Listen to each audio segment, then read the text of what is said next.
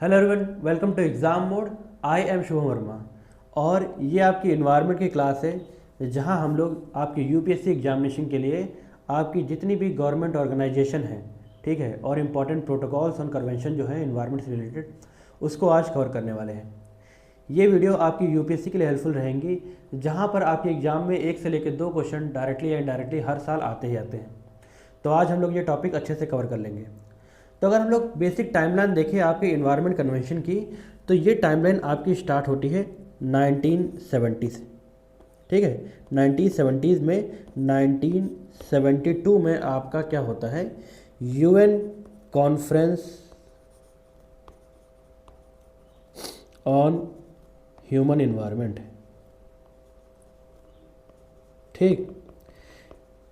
UN conference on human environment आपका 1972 में होता है, जिसको आपके क्या कहा जाता है, इसको आपके स्टॉक होम कन्वेंशन भी, स्टॉक होम कॉन्फ्रेंस भी इसे कहा जाता है, ठीक है फ्रेंड्स। कौन सा साल था आपका? 1972।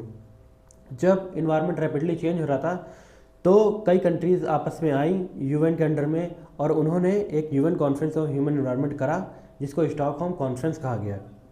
इसके अंडर में आपको ये याद रखना है कि ये कहाँ पर हुआ था। तो ये आपका हुआ था स्टॉक होम, स्वीडन में, ठीक है फ्रेंड्स। स्वीडन में आपका ये हुआ था, और इससे आपके इमर्ज हुए हैं इम्पॉर्टेंट जो आपके इंटरनेशनल लॉ हैं आपके एनवायरनमेंट से रिलेटेड, वो इसी से आपके इमर्ज हुए हैं, ये आपको याद रखना है। तो यहीं पर आपका स्टॉकहोम डिक्लेरेशन होता है, तो वो हम लोग अगली साइड में देखते हैं, जो कि इस कॉन्फ्रेंस का आउटकम था।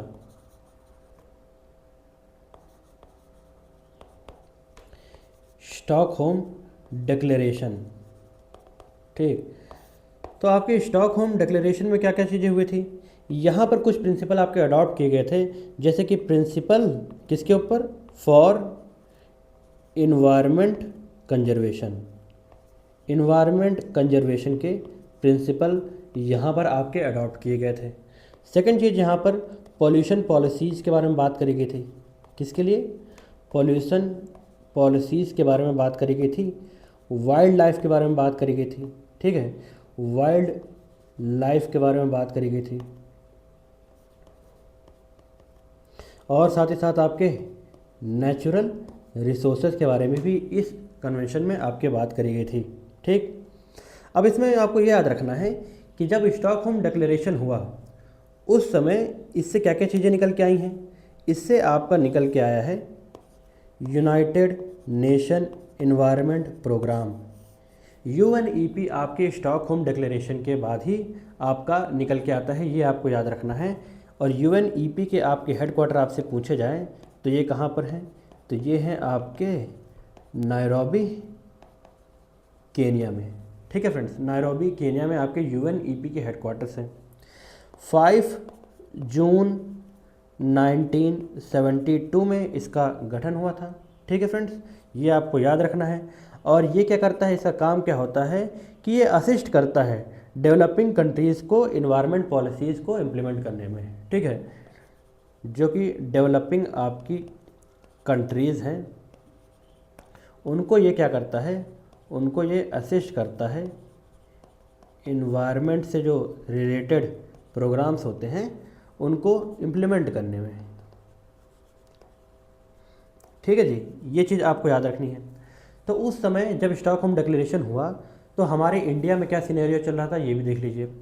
इसके बाद इस समय आपकी इंदिरा गांधी की गवर्नमेंट थी आपके इंडिया में। तो इंदिरा गांधी की गवर्नमेंट में स्टॉकहोम डिक्लेरेशन के बाद हमने क्या किया था, हमने आपका वाइल्ड लाइफ प्रोटेक्शन एक्ट, ठीक है, 1972 में ये हमने अपनी संसद में पास किया था। उसके बाद हम लोग आगे चलते हैं, मिनिस्ट्री ऑफ इन्वायरमेंट, जो कि आपके 1985 में आई थी। ये भी आपका स्टॉकहोम डिक्लेरेशन के बाद ही बनी थी, ठीक है। तो ये स्टॉकहोम डिक्लेरेशन था जिसने इंडिया पे भी बहुत ज़्यादा इम्पैक्ट डाला, ठीक है। अब आगे हम लोग देख लेते हैं यूएनईपी के बारे में थोड़ा डिटेल से। तो यूएनईपी कब बना मैंने आपको बता ही दिया है। अब इसमें आपको ये याद रखना है कि यूएनईपी का काम क्या होता है। तो यूएनईपी आपके वर्ल्ड मेट्रोलॉजिकल ऑर्गेनाइजेशन साथ में आपके यूएनईपी मिलाकर आपके आईपीसीसी का फॉर्मेशन करते हैं। ठीक है, inter governmental panel on climate change, ये कब बना आपका? तो ये आपका 1988 में बना है। याद रखना है कि डब्ल्यूएमओ और यूएनईपी ने मिलाकर ये आपका आईपीसीसी की रिपोर्ट निकालना चालू करी। ठीक, ये चीज़ आपके लिए जानना जरूरी थी। साथ में यूएनईपी क्या है? ये आपकी इम्प्लीमेंटिंग एजेंसीज हैं। किस चीज़ की इम्प्लीमेंटिंग एजेंसी? इम्प्लीमेंटिंग एजेंसी है आपकी। ठीक है, किस चीज़ के लिए? ये दोनों आपकी। ठीक है, किस चीज़ की है? तो ये आपको याद रखना है GEF। ठीक है, ग्लोबल इन्वायरमेंट फैसिलिटी की, और आपके जो multilateral fund for implementation of Montreal protocol, plus जो आपके मॉन्ट्रियल प्रोटोकॉल है जिसके बारे में हम लोग आगे पढ़ेंगे, उसके इम्प्लीमेंटेशन के लिए ये दोनों फंड करते हैं। ये चीज़ आपको पता होना चाहिए। ठीक, तो ये चीज़ आपके लिए जानने बहुत इंपॉर्टेंट थी। और एक चीज़ में याद रखना है आपके, थर्ड चीज़ याद रखनी है कि जो आपकी यूएनईपी है, यूएनईपी होल्ड करता है आपके सेक्रेटरीट को, कौन कौन सी चीज़ों को? ठीक,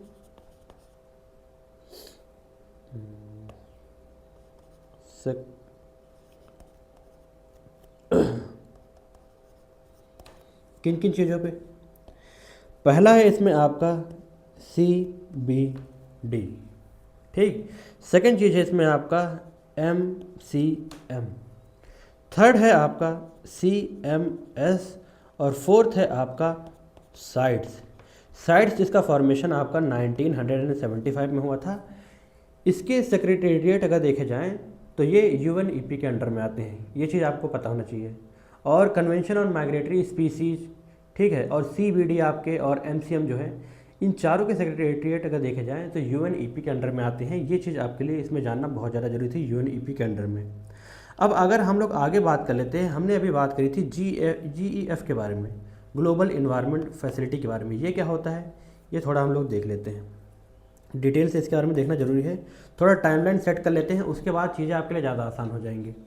तो GEF आपका है ग्लोबल इन्वायरमेंट फैसिलिटी। ये क्या है? ये आपका हुआ था, इस्टेब्लिश कब हुआ था? एट रियो कॉन्फ्रेंस, जो कि आपका रियो का कॉन्फ्रेंस हुआ था। वहाँ पर आपके ग्लोबल इन्वायरमेंट फैसिलिटी की रूपरेखा रखी गई थी। कब? 1992 में। ये याद रखना है। ये एक आपकी इंडिपेंडेंट फाइनेंशियल ऑर्गेनाइजेशन है। कौन सी है? इंडिपेंडेंट फाइनेंशियल ऑर्गेनाइजेशन है। ये दिमाग में रखना है। किन किन चीज़ों के लिए? आपकी बायोडाइवर्सिटी के लिए, साथ में आपकी REDD+ के लिए, क्लाइमेट चेंज के लिए, और ओजोन लेयर के जो प्रोग्राम चल रहे हैं उसके लिए, POPs के लिए, परसिस्टेंट पोल्यूटेंट्स जो होते हैं आपके, उसके लिए। ठीक है, इन सभी के लिए ये ग्रांट प्रोवाइड करता है। क्या प्रोवाइड करता है? ग्रांट इन एड प्रोवाइड करता है आपका कौन सा? GEF। और GEF आपके किसके अंडर में बना है? आपके वो WMO और UNEP के अंडर में बना है। ये चीज़ आपको पता होना चाहिए।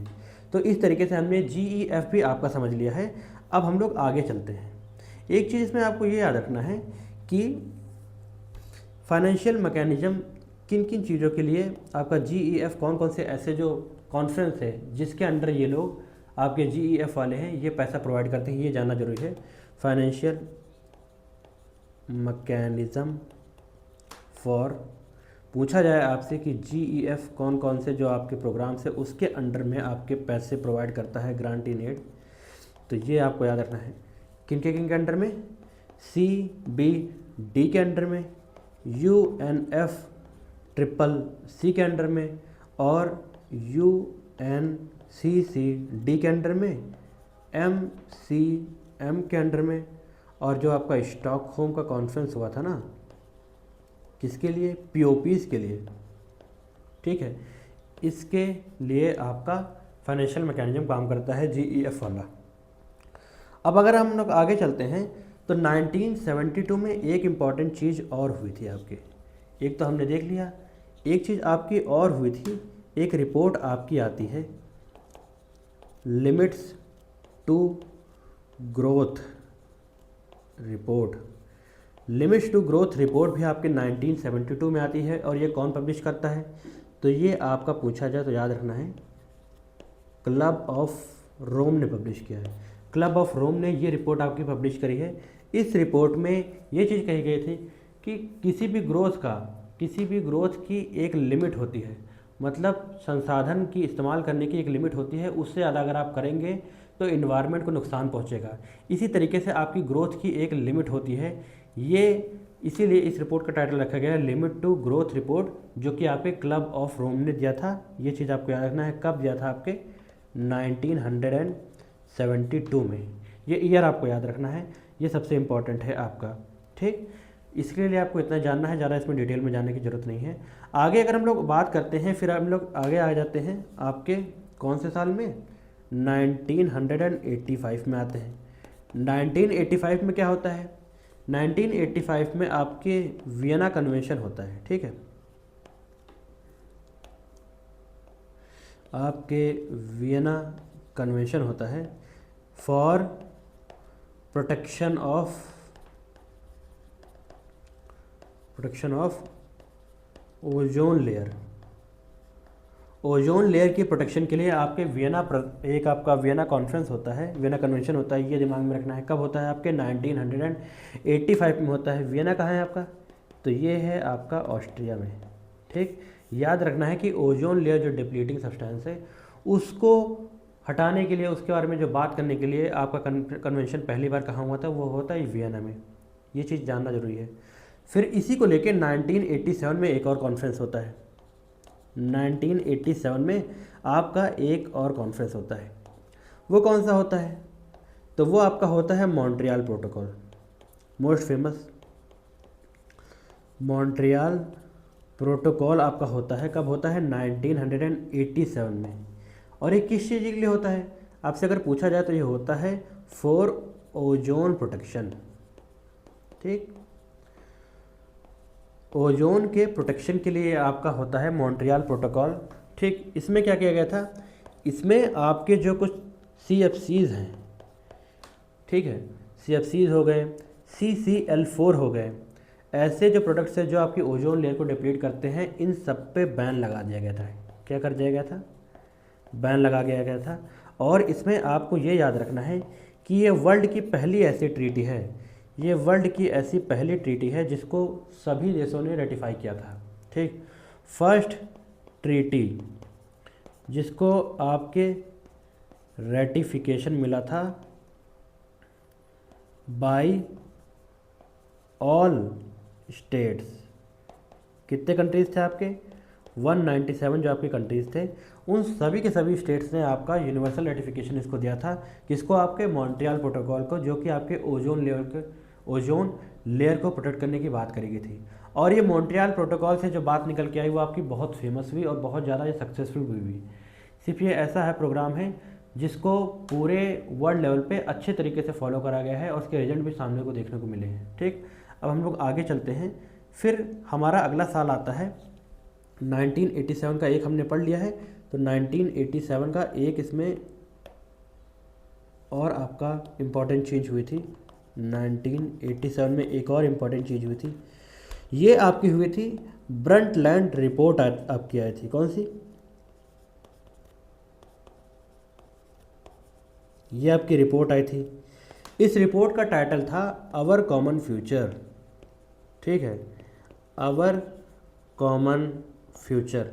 पूछा जाता है कि ये रिपोर्ट किसके द्वारा निकाली गई थी, तो ये आपको याद रखना है कि ये आपकी ब्रंटलैंड कमीशन जो आपका गठित किया गया था, ठीक है, उसके द्वारा ये रिपोर्ट आपकी पब्लिश करी गई थी। और आपकी बॉडी पूछी जाए तो आपको लिखना है बाय वर्ल्ड कमीशन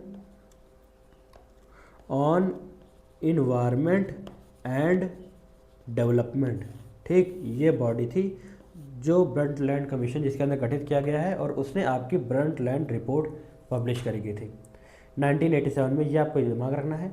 और इसका टाइटल क्या था? Our common future. उसके बाद अगले साल हम लोग चले जाते हैं तो 1988 में कुछ होता है। 1988 में क्या होता है?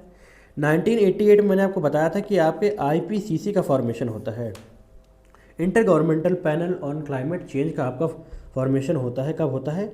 1988 में। ये आपकी एक इंटर गवर्नमेंटल बॉडी है, ये आपको याद रखना है, इंटर गवर्नमेंटल बॉडी है, जिसके हेड क्वार्टर आपके कहाँ हैं? हेड क्वार्टर हैं इसके आपके जेनेवा में। ठीक, जेनेवा में इसके आपके हेड क्वार्टर्स हैं। ठीक, आईपीसीसी की जो रिपोर्ट है वो आपका यूएनईपी साथ में आपका डब्ल्यूएमओ मिलके पब्लिश करते हैं। इनके पास खुद की कोई रिसर्च विंग नहीं है। जितने रिसर्च पेपर वर्ल्ड लेवल पे पब्लिश होते हैं उसको ये रिपोर्ट का आधार बनाकर ये लोग अपनी रिपोर्ट पब्लिश करते हैं। रिसेंटली आपकी 6th आईपीसीसी की रिपोर्ट रिसेंट में आपकी पब्लिश हुई है। आईपीसीसी की जो रीसेंट रिपोर्ट है वो 2023 में पब्लिश करी गई थी। 7th के लिए गठन हो गया है और इसकी रिपोर्ट मोस्ट प्रोबेबली आपकी 2028 या 27 के एंड में आपकी आ जाएगी। ठीक, तो लेटेस्ट में कौन सी है? 6th रिपोर्ट आपकी पब्लिश करी गई है, ये आपको याद रखना है। तो ये आईपीसीसी का मैंने को बताया, याद रखना कि इसका खुद का कोई मैकेनिज्म नहीं होता है। ये वेरियस जो आपकी बॉडीज़ होती हैं ऑल ओवर वर्ल्ड, उनकी रिपोर्ट को लेके क्लब करके एक रिपोर्ट फाइनल पब्लिश करती है। ठीक, ये आपके आईपीसीसी का काम होता है, ये इन्वायरमेंट की रिपोर्ट्स पब्लिश करती है।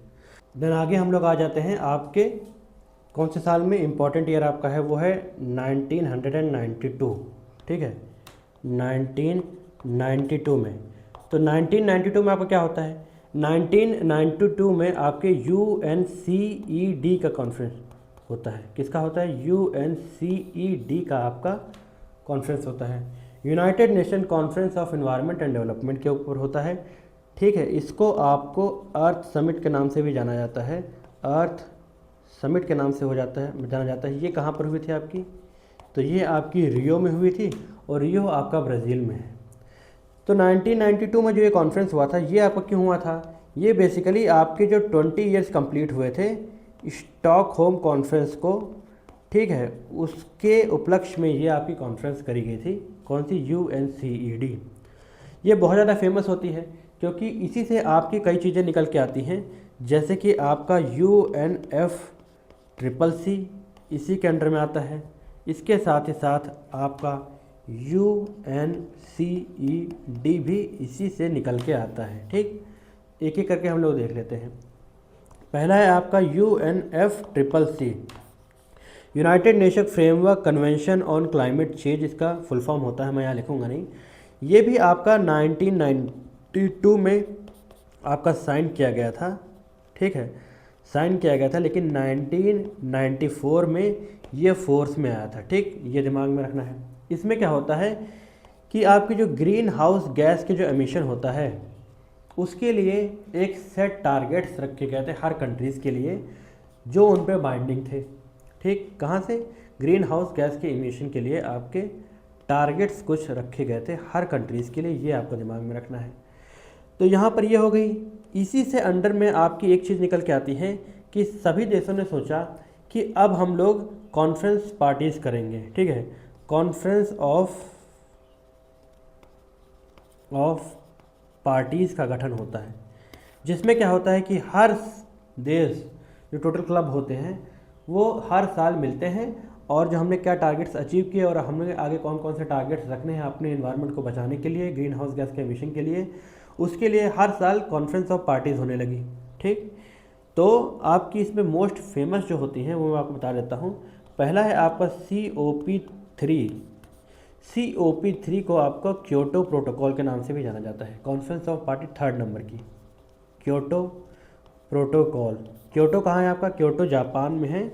इसमें क्या हुआ था? इसमें आपके लीगली बाइंडिंग प्रोटोकॉल कन्वेंशन हुए थे, लीगली बाइंडिंग कन्वेंशन था ये। किस चीज़ के ऊपर था? किस चीज़ के ऊपर था ये आपका?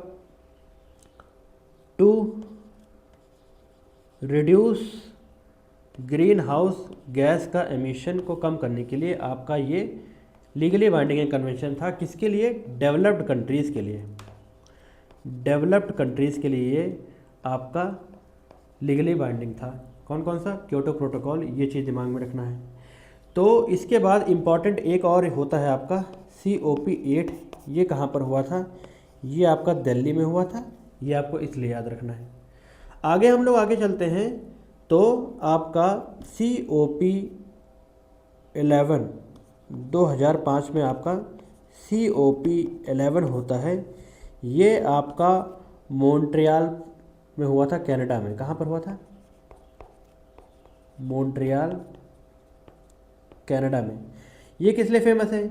ये इसलिए फेमस है क्योंकि यहाँ पर आपके जो क्योटो प्रोटोकॉल है, क्योटो प्रोटोकॉल है, इसका रेटिफिकेशन हुआ था। क्या हुआ था? रेटिफिकेशन कब हुआ था? तो क्योटो प्रोटोकॉल ये तो आपका मतलब 1997 में हुआ था। लेकिन अगर आपसे पूछा जाए कि कब उसका रेटिफिकेशन हुआ था, तो उसका रेटिफिकेशन आपका मॉन्ट्रियल में हुआ था, कनाडा में, 2005 में। ये याद रखना है, इसके लिए इम्पोर्टेंट था। फिर इसी तरीके से 2015 आपके लिए इम्पोर्टेंट है। 2015 इसलिए इम्पोर्टेंट है क्योंकि यहाँ पर COP21 हुआ था, COP21, जिसे पेरिस एग्रीमेंट के नाम से जाना जाता है। पेरिस एग्रीमेंट के नाम से इसे जाना जाता है। तो यहाँ पर क्या हुआ था? यहाँ पर बात करी गई थी कि सभी देश अपने जो मतलब ग्लोबल टेम्परेचर है उसको 2 डिग्री सेल्सियस कम करने की कोशिश करेंगे, और कोशिश करेंगे कि वो 1.5 डिग्री सेल्सियस तक हो जाए। किससे? आपके प्री इंडस्ट्रियल लेवल से। ठीक है, प्री इंडस्ट्रियल लेवल में जो टेम्परेचर आपका रहा था, इंडस्ट्रियल एरा से पहले जो टेम्परेचर था, उसके आसपास 2 डिग्री सेल्सियस कम करने की हमने बात करी गई थी ऑल ओवर वर्ल्ड। किसमें? आपके कॉन्फ्रेंस नंबर 21 में बात करी गई थी, जो कि आपके पेरिस में हुआ था 2015 में। ठीक, तो ये बेसिकली आपकी ये टाइमलाइन है मोस्ट इंपॉर्टेंट जो आपकी थी। इसी के साथ साथ ही अगर आपको याद रखना है तो एक अभी 2021 में हुआ है ग्लासगो में, ग्लासगो यूके में हुआ है, जहाँ पर इंडिया ने अपनी कुछ इम्पॉर्टेंट टारगेट्स उसने रखे हैं। ठीक है, पंचामृत उसने दिया था, पंचामृत उसको इंडिया ने कहा है। पहला तो ये है कि 2070 तक हम लोग नेट ज़ीरो बन जाएंगे, नेट ज़ीरो बन जाएंगे। उसके साथ ही साथ उसने कहा था कि 500 गीगावाट जो आपकी इलेक्ट्रिसिटी है, हम लोग उसे रिन्यूएबल सोर्स से प्रोड्यूस करने की कोशिश करेंगे। कब तक? 2030 तक। 1 बिलियन टन हम लोग कार्बन, ठीक है, स्क्वीज करेंगे। आपका 1 बिलियन टन कार्बन हम लोग स्क्वीज करेंगे। कब तक के लिए? कब तक हो जाना चाहिए? ये हो जाना चाहिए 2030 तक। ऐसे ही 2 और इम्पॉर्टेंट बातें करी गई थी। ये आप कमेंट सेक्शन में बताइए कि कौन कौन से इंपॉर्टेंट बातें और इंडिया ने इसमें कही थी। तो ग्लासगो वाली आपकी इसलिए इम्पॉर्टेंट थी। अच्छा, इसमें एक चीज़ और याद रखनी है कि 2070 तक तो हमने नेट जीरो टोटल ओवरऑल की बात करी है, और आपसे पूछा जाए कि रेलवे जो है, इंडियन रेलवे, उसने नेट जीरो कब तक होने की बात करी है, तो उसने कहा है कि हम 2030 तक नेट जीरो हो जाएंगे। नेट जीरो कार्बन एमिशन का मतलब ये होता है कि जितना कार्बन हम लोग प्रोड्यूस करते हैं, जितना हम लोग कार्बन निकालते हैं, उतना ही हम लोग सेक्रीट भी कर लेते हैं, उतना हम लोग खींच भी लेते हैं। कैसे? By implanting more and more plants. ज़्यादा पेड़ लगाएंगे, रिफॉरेस्टेशन करेंगे, तो जितना कार्बन होगा उतना कार्बन हम लोग खींच भी लेंगे। ठीक, 2030 तक आपके रेलवे ने कहा है, ये दिमाग में रखना है, रेलवे ने इंपॉर्टेंट बात कही है। अच्छा, एक बात इसमें और आपको याद रखना है कि 500 गीगावाट तक का हमने रिन्यूएबल का टारगेट रखा है। तो अभी तक हमने टोटल कितना अचीव कर लिया होगा आपके हिसाब से? तो हमने नवंबर 2025 की बात है, जिसमें हमने 253 गीगावाट आपके रिन्यूएबल एनर्जी का टारगेट कंप्लीट कर लिया है, जिसमें सबसे फर्स्ट नंबर पे आपके सोलर एनर्जी आती है, सेकंड में आपके विंड एनर्जी आती है। ठीक है, इनसे मिलाकर हमने कितना 253 गीगावाट तक का टारगेट 2026-25 में पूरा कर लिया है। आने वाले हम लोग जो 5 साल हैं उसमें टोटल आपका गारंटी है कि आपका 500 से ऊपर ही इंडिया निकल जाएगा। ठीक, आगे हम लोग एक सेकंड इसमें और इम्पॉर्टेंट बात आपकी हुई थी 1992 में, वो चीज़ मैंने आपको बताया था, वो है आपका UNCBD। United Nation conference on biological diversity, ये भी आपका 1992 के बाद निकल के आया था। ये भी आपकी एक कौन सी है, तो ये आपकी एक लीगली बाइंडिंग ट्रीटी है। लीगली बाइंडिंग आपकी ये ट्रीटी है, ये दिमाग में रखना है, जिसको आपके सारे के सारे यूएन के जितने देश हैं सभी ने आपके रेटिफाई किया है, सभी ने आपके रेटिफाई किया है सिवाय एक देश के, वो है आपके यूनाइटेड स्टेट्स ऑफ अमेरिका। ये इसका एक्सेप्शन है, ठीक। ऑल कंट्रीज़, सभी कंट्रीज़ ने इसका रेटिफिकेशन किया है, ये दिमाग में रखना है। तो इसके गोल क्या क्या हैं, अगर आपसे पूछे जाए यूएनसीबीडी के गोल क्या है, तो इसके 3 गोल्स हैं।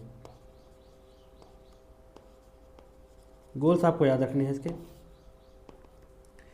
इसके गोल हैं, पहला कंजर्वेशन ऑफ बायोलॉजिकल डाइवर्सिटीज, ठीक है, ये कंजर्वेशन की बात करता है। सेकंड चीज़ इसने कही थी वो आपकी सस्टेनेबल यूटिलाइजेशन, किसके लिए, आपके जितने भी प्रोडक्ट होते हैं उसका सस्टेनेबल यूटिलाइजेशन की बात करी गई थी, सस्टेनेबल यूटिलाइजेशन। और थर्ड चीज़ इसमें कही गई थी fair and equitable sharing of benefits assigned by genetic resources.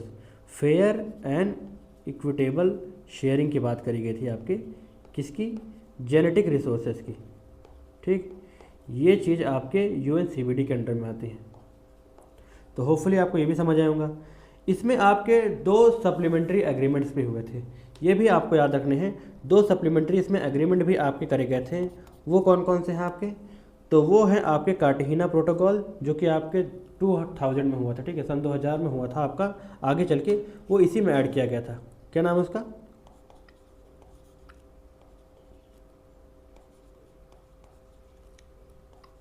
कार्टेगिना protocol. ये किसके लिए था, ये आपके बायो सेफ्टी के लिए था, ठीक, बायो सेफ्टी के लिए था। ये आपके सन 2000 में हुआ था, ठीक है, 2000 में हुआ था। उसके बाद एक इम्पॉर्टेंट चीज़ इसमें और हुई थी आपके, वो आपके नगोया प्रोटोकॉल जो हुआ है, नगोया प्रोटोकॉल जो कि आपके जापान में है नगोया, उसमें जो आपके प्रोटोकॉल हुआ था ये किसके लिए था, ये एक्सेस बेनिफिट शेयरिंग के लिए था। और ये 2010 में हुआ था, किसके लिए हुआ था, एक्सेस बेनिफिट शेयरिंग की बात इसमें करी गई थी। कार्टेगिना प्रोटोकॉल को आपके इंडिया ने रेटिफाई किया है,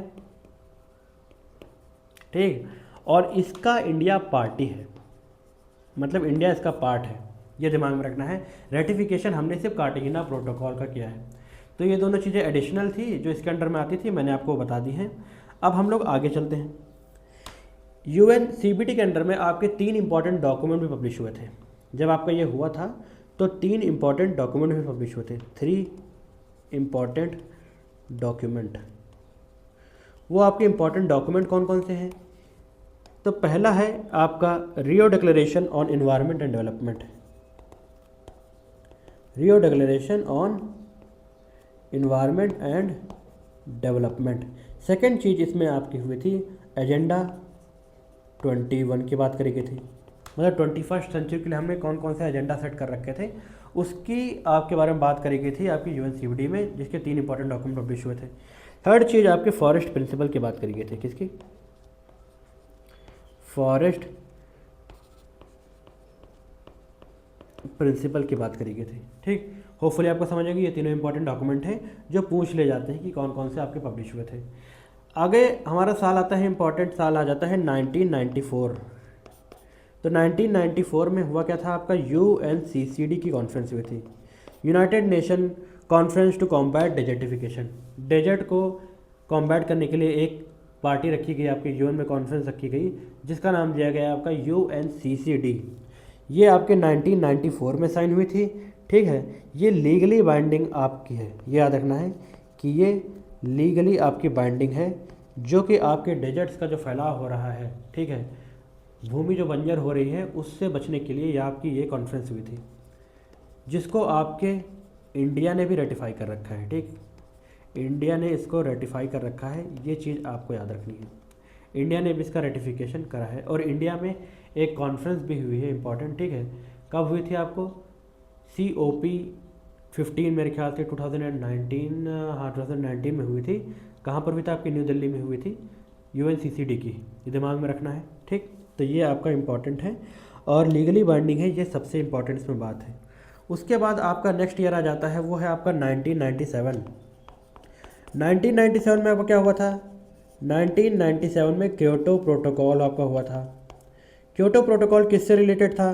क्योटो प्रोटोकॉल मैंने आपको बताया है कि आपका ग्रीन हाउस गैस का जो एमिशन होता है उससे रिलेटेड आपका था क्योटो प्रोटोकॉल। ये अडॉप्ट किया था आपके 1997 में, जिसका रेटिफिकेशन मैंने आपको बताया कब हुआ था? रेटिफाई आपका हुआ था 2005 में। कहाँ पर हुआ था? मॉन्ट्रियल में। ठीक, ये जानना आपके लिए बहुत ज़रूरी है। तो ये दोनों इंपॉर्टेंट बातें थी आपकी क्योटो प्रोटोकॉल से, जो मैंने पहले आपको बता दी थी। इसी में एक इम्पॉर्टेंट बात निकल के आ जाती है आपके, कॉमन बट डिफरेंशिएटेड रिस्पॉन्सिबिलिटी।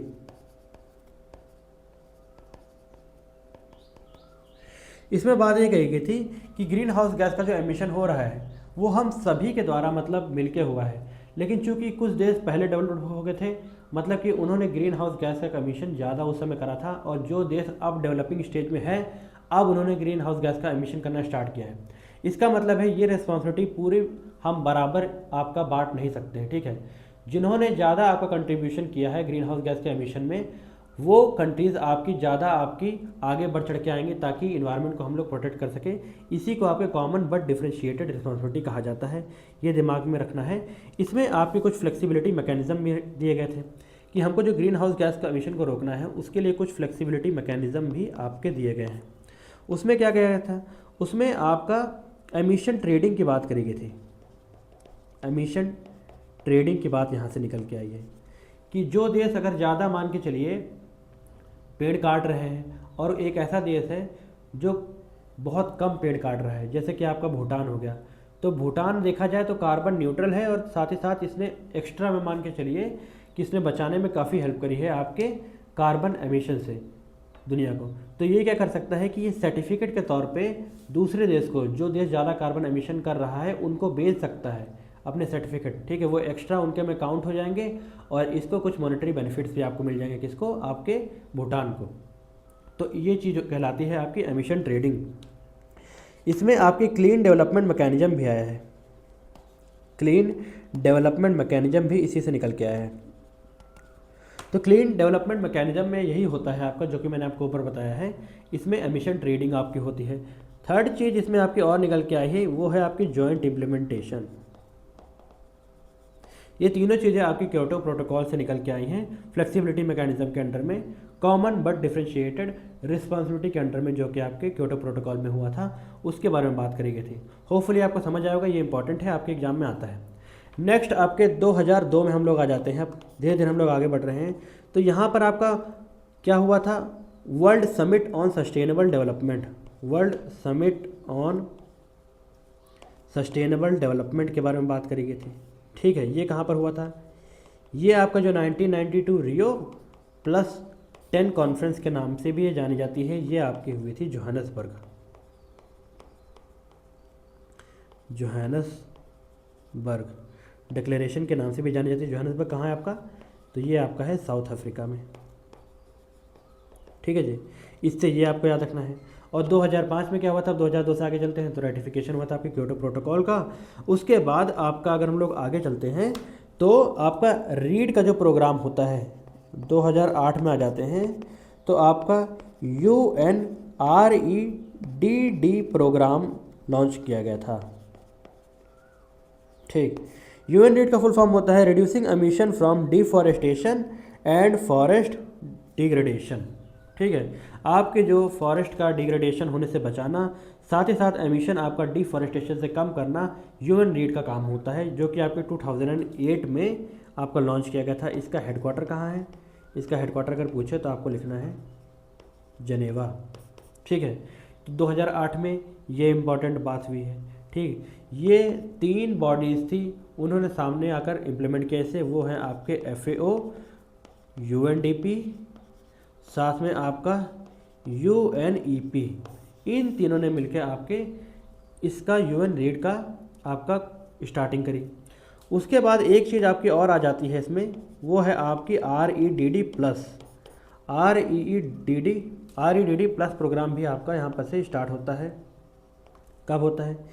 इसमें क्या होता है, इसमें क्या होता है कि वॉलंटरली आपके जो देश होते हैं वो सामने आते हैं कि हमने कौन कौन से इंपॉर्टेंट मैकेनिज्म फॉलो करे हैं आपके एमिशन को रिड्यूस करने के लिए और डिफॉरेस्टेशन को कम करने के लिए, ताकि वो ऑल ओवर वर्ल्ड भी एक लेसन बन सके और उसे इम्प्लीमेंट किया जा सकता है। इसे ही REDD प्लस प्रोग्राम के नाम से जाना जाता है।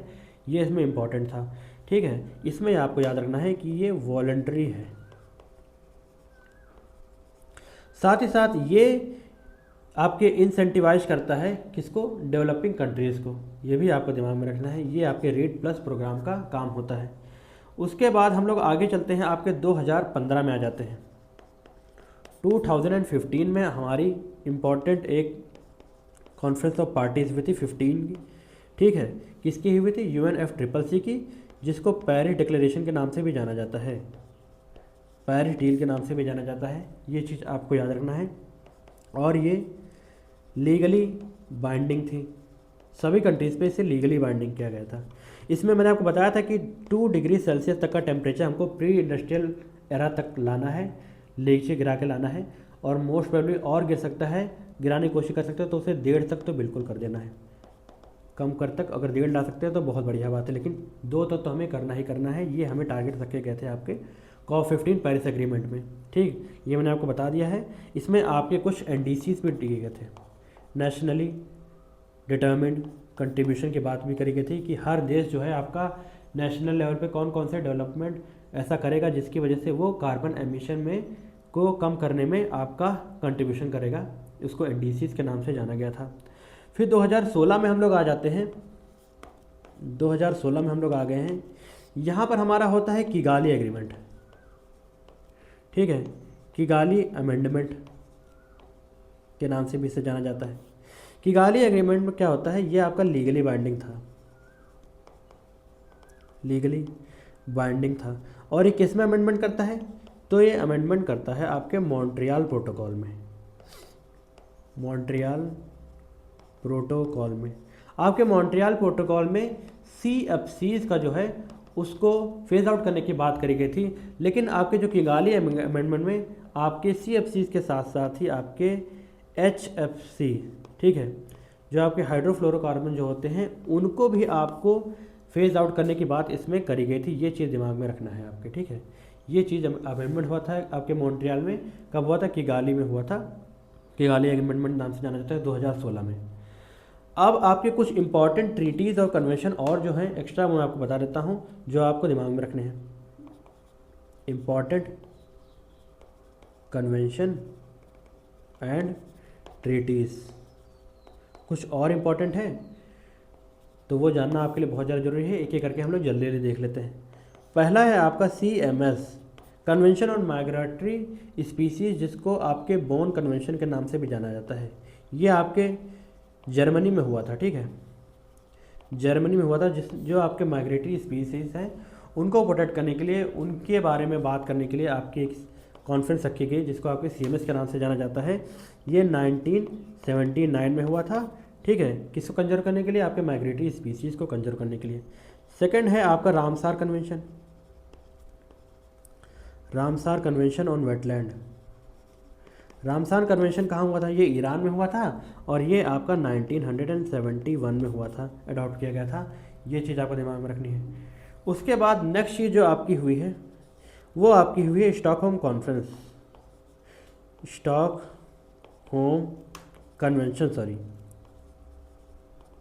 Stockholm convention on POPs, persistent organic pollutants के ऊपर आपकी एक कन्वेंशन हुई थी 2001 में, स्टॉकहोम में हुई थी।